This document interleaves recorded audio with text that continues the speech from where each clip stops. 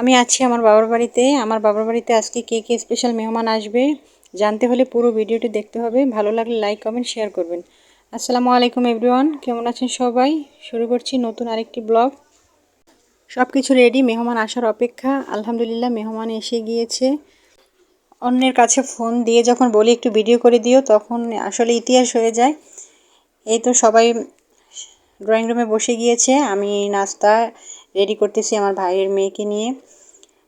বিভিন্ন রকমের নাস্তা রয়েছে। আমার আম্মা তার বিয়ের জন্য অনেক মজাদার পিঠা তৈরি করেছেন, সেগুলো আছে এবং অন্যান্য নাস্তা রয়েছে, সেগুলো একটা পর একটা দিব। সব কিছু ক্যামেরায় উঠানো হয় না। আর এই যে এগুলো দেখতে পাচ্ছেন, এগুলো হচ্ছে আগের দিনের ভিডিও ক্লিপস। আমার আম্মা রাতে কিছু কাজ কমিয়ে নিয়েছে এবং এগিয়ে রেখেছে, যাতে সকালে মেহমান আসার আগে সব কিছু সুন্দর মতো রেডি হয়ে যায়।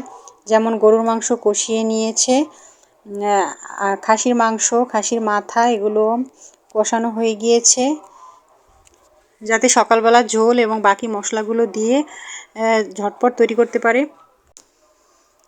তারপর রয়েছে রুই মাছের মাথা ফ্রাই করে রেখে দিয়েছে। আসলে মায়েদের কাজ এরকমই, তারা খুব গোছানো হয়ে থাকে এবং ঝটপট সব কিছুই করতে পারে। তারা আমাদের থেকে অনেক অনেক গুণ অভিজ্ঞ। তারপর ডিপ ফ্রিজে যা সংরক্ষণ করা দরকার সেগুলো ডিপ ফ্রিজে সংরক্ষণ করে রেখেছেন। সকালবেলা তার কাজগুলো সহজ হবে তাই। এখন বাকি রয়েছে চিংড়ি মাছটাও রেডি হয়ে যাবে। আর নাস্তা সব কিছুই সকালবেলায় করা হবে, শুধু ভারী জিনিসগুলো এগিয়ে রাখা হয়েছে। আলহামদুলিল্লাহ আমাদের রান্না ডান। জুম্মার নামাজ শেষ করে মুরব্বি বাসার সবাই চলে এসছে, তাদেরকে টেবিলে খাবার সার্ভ করতেছি।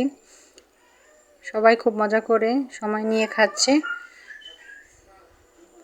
তারপরে আমরা মহিলারা যারা আছি তারা বসে গিয়েছি। আমার জায়েদের নিয়ে আমরা খাওয়া দাওয়া শুরু করে দিলাম। খাবার আল্লাহর রহমতে সব কিছু শেষ হয়ে গিয়েছে। এখন ডেজার্ট আইটেম, দই আছে, ফিরনি আছে, মিষ্টি 3-4 পদের, কোল্ড ড্রিঙ্কস 2 পদের।